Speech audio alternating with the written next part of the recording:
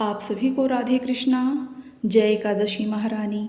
जेठ मास के शुक्ल पक्ष की आज हम निर्जला एकादशी व्रत कथा पढ़ेंगे, सुनेंगे और इसके महत्व के बारे में भी जानेंगे। आप सब श्री हरि की विधिवत पूजा कर लें, हाथ में अपने सुंदर पुष्प और तिल ले लें। कथा सुनना प्रारंभ करें।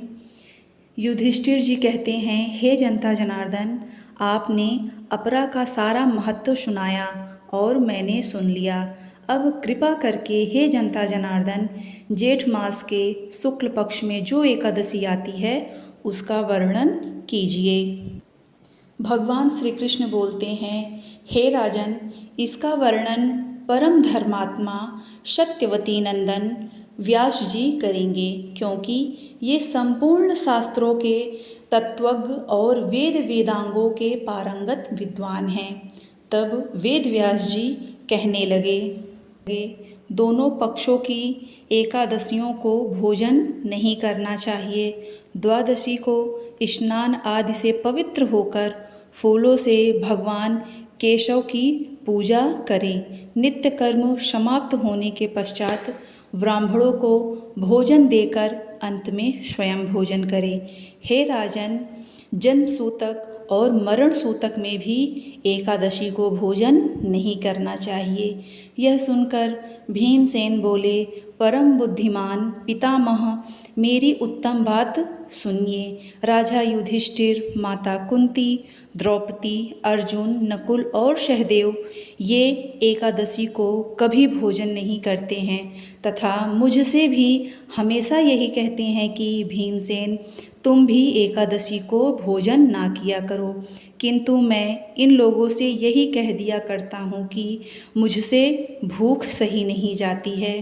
भीमसेन की ऐसी बातें सुनकर वेदव्यास जी कहने लगे, यदि तुम्हें स्वर्ग लोक प्राप्ति करनी है और नरक को तुम दूषित समझते हो तो दोनों पक्ष की एकादशी को भोजन कभी मत करना।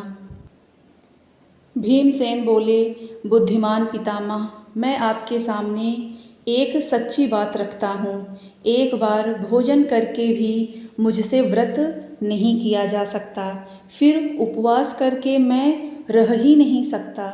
मेरे उदर में वृक्क नामक अग्नि सदा प्रज्वलित रहती है, अतः जब मैं बहुत अधिक भोजन खाता हूँ तभी यह शांत होती है।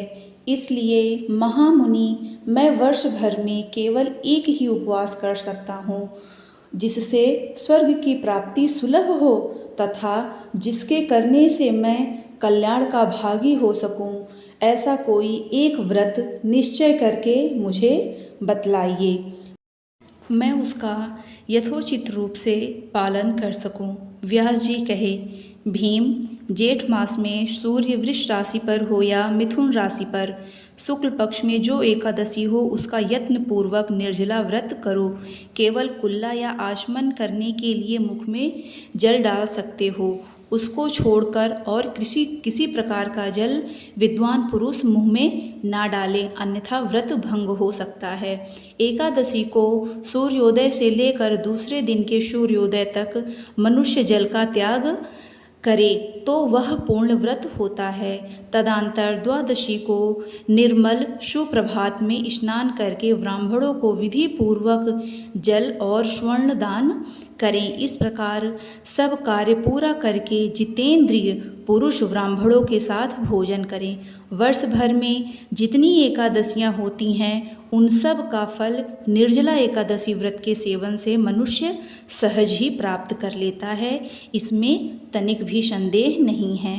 शंख चक्र और गदा धारण करने वाले भगवान केशव ने मुझसे कहा था कि यदि मानव सब को छोड़कर एकमात्र मेरी शरण में आ जाए और एकादशी को निराहार रहे तो वह सब पापों से छूट जाता है। एकादशी व्रत करने वाले पुरुषों के पास विशाल काय, विकराल आकृति और काले रंग वाले दंड पासधारी भयंकर यमदूत कभी नहीं आते हैं। अंतकाल में पीतांबरधारी, सौम्य स्वभाव वाले, हाथों में सुंदर सुदर्शन धारण करने वाले और मन के समान वेगशाली विष्णुदूत आकर इस वैष्णव पुरुष को भगवान विष्णु के धाम में ले जाते हैं। अतः निर्जला एकादशी को यत्न पूर्वक करके उपवास करना चाहिए। तुम भी सब पापों की शांति के लिए यत्न पूर्वक तथा उपवास और श्री हरि का पूजन करो। स्त्री हो या पुरुष, यदि उसने मेरु पर्वत के बराबर भी महान पाप किया है तो वह सब एकादशी के प्रभाव से भस्म हो जाता है। जो मनुष्य उस दिन जल के नियम का पालन करता है वह पुण्य का भागी होता है। उस एक एक पहर में कोटि कोटि स्वर्ण दान करने का फल प्राप्त करता है। और जो मनुष्य निर्जला एकादशी के दिन स्नान, दान, जप, होम आदि जो कुछ भी करता है वह सब अक्षय हो जाता है। यह भगवान श्री कृष्ण का कथन है। निर्जला एकादशी को विधि पूर्वक उत्तम रीति से उपवास करने वाला मानव वैष्णव पद को प्राप्त कर लेता है। जो मनुष्य एकादशी के दिन अन्न खाता है वह पाप भोजन करता है। इस लोक में वह चांडाल के समान है और मरने पर उसकी दुर्गति होती है। जो जेठ के शुक्ल पक्ष में एकादशी को उपवास करके दान देगा वह परम पद को प्राप्त होगा। जिन्होंने एकादशी को उपवास किया है वो ब्रह्म हत्यारे, शराबी, चोर तथा गुरुद्रोही होने पर भी सब पापों से मुक्त हो जाते हैं। हे कुंती नंदन, निर्जला एकादशी के दिन श्रद्धालु स्त्री पुरुषों के लिए जो विशेष दान है और कर्तव्य विहित हैं उसे सुनो। उस दिन जल में शयन करने वाले भगवान विष्णु का पूजन और जलमयी धेनु का दान करना चाहिए अथवा प्रत्यक्ष धेनु या घृतमयी धेनु का दान उचित है। पर्याप्त दक्षिणा और भांति भांति के मिष्ठानों द्वारा यत्न पूर्वक ब्राह्मणों को संतुष्ट करना चाहिए। ऐसा करने से ब्राह्मण अवश्य संतुष्ट होते हैं और उसके संतुष्ट होने पर श्री हरि मोक्ष प्रदान करते हैं। जिन्होंने सम, दम और दान में वृत्त होकर श्री हरि की पूजा की है और रात्रि में जागरण करते हुए इस निर्जला एकादशी का व्रत किया है, उन्होंने अपने साथ ही बीती हुई 100 पीढ़ियों को भी और आने वाली 100 पीढ़ियों को भी वासुदेव कृष्ण के परम धाम में पहुंचा दिया है। निर्जला एकादशी के दिन अन्न, वस्त्र, गौ, जल, शय्या, सुंदर आसन, कमंडलू, छाता दान करना चाहिए। जो श्रेष्ठ सुपात्र ब्राह्मण को जूता दान करता है वह सोने के विमान पर बैठकर स्वर्गलोक में प्रतिष्ठित होता है। जो इस एकादशी की महिमा को भक्ति पूर्वक सुनाता है तथा भक्ति पूर्वक उसका वर्णन करता है तो वह दोनों भी स्वर्ग में जाते हैं। चतुर्दशी युक्त अमावस्या को सूर्य ग्रहण के समय श्राद्ध करके मनुष्य जिस फल को प्राप्त करता है वही इसके श्रवण से भी प्राप्त होता है। हे कुंती नंदन, पहले दंत धावन करें। यह नियम लेना चाहिए कि मैं भगवान केशव की प्रसन्नता के लिए एकादशी व्रत निराहार रहकर आचमन के सिवा दूसरे जल का भी त्याग करूँगा। द्वादशी को देव देवेश्वर भगवान विष्णु का पूजन करना चाहिए। गंध, धूप, दीप, पुष्प और सुंदर वस्त्रों से विधि पूर्वक पूजन करना चाहिए। जल के घड़े का दान करना चाहिए और दान करते समय इस मंत्र का उच्चारण करना चाहिए। संसार सागर से तारने वाले हे देव देवेश्वर ऋषिकेश, इस जल के घड़े का दान करने से आप मुझे परम गति को प्राप्त कराइए। हे भीमसेन, जेठ मास में शुक्ल पक्ष की जो एकादशी होती है उसका निर्जल व्रत करना चाहिए तथा उस दिन श्रेष्ठ ब्राह्मणों को शक्कर के साथ जल का घड़ा दान करना चाहिए। ऐसा करने से मनुष्य भगवान विष्णु के समीप पहुंचकर परम आनंद का अनुभव करता है। तत्पश्चात द्वादशी को ब्राह्मणों को भोजन कराने के बाद स्वयं भोजन करना चाहिए। जो इस प्रकार पूर्ण रूप से पापनाशनी एकादशी व्रत करता है वह सब पापों से मुक्त हो जाता है और अनामय पदों को प्राप्त करता है। यह सुनकर भीमसेन भी इस शुभ एकादशी का व्रत करना प्रारंभ कर दिए। तब से यह लोक में पांडव द्वादशी के नाम से विख्यात है। हम इसी निर्जला एकादशी को भीमा एकादशी भी कहते हैं। यहाँ पर हमारी निर्जला एकादशी व्रत कथा समाप्त होती है। आप सब हाथों में जो सुंदर पुष्प तिल लिए हैं भगवान श्री हरि के चरणों में समर्पित करें और सुंदर पूजा की आरती की थाली सजाएं और आरती पढ़ें सुनें। घंटी ध्वनि करते हुए आप सब आरती पढ़ें।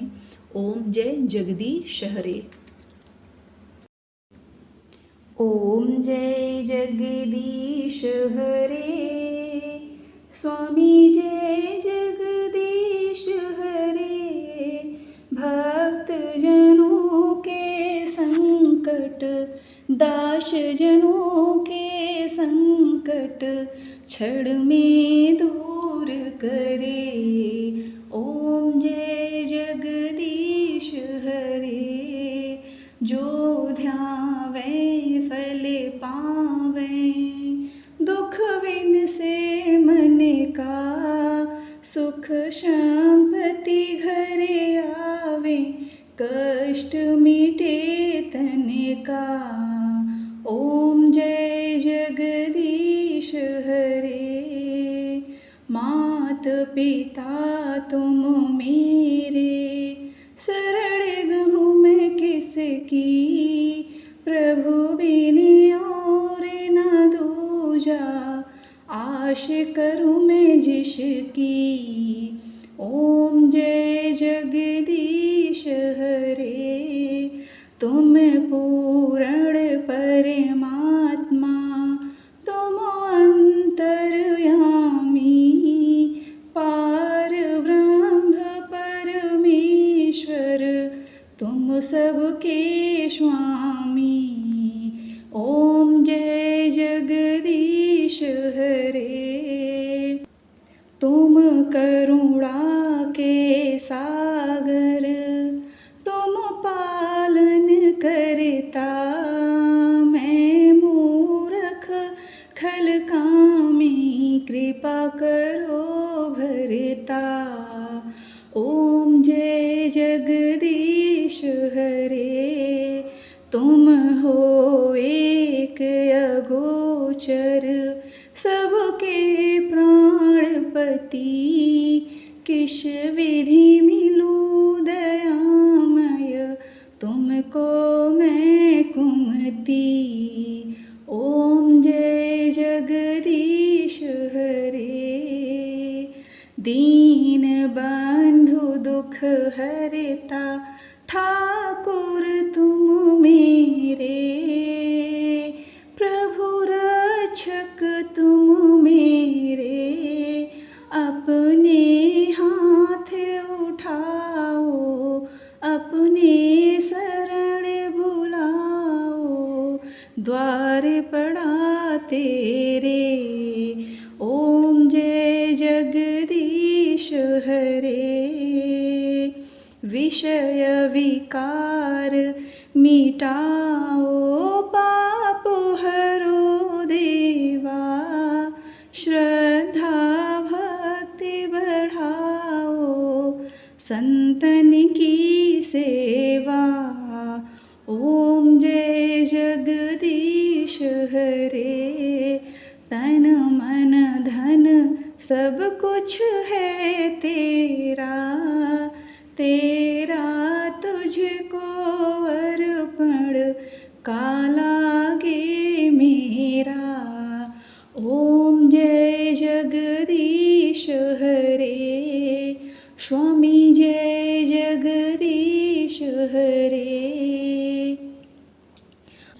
आरती को आचमन करके आरती ग्रहण करें और श्री हरि से क्षमा मांगें। हे परमपिता, हे एकादशी महारानी, पूजा पाठ में, व्रत कथा पढ़ने में, सुनने में कोई भी गलती हो गई हो तो हे जनता जनार्दन, हे कृपा निधान, हम बच्चों को आप क्षमा करिए। आप सभी को निर्जला एकादशी व्रत की एक बार फिर से हार्दिक शुभकामनाएं। आप सभी को राधे कृष्णा। फिर मिलते हैं अगली एकादशी व्रत कथा में। आप सभी को जय श्री कृष्णा।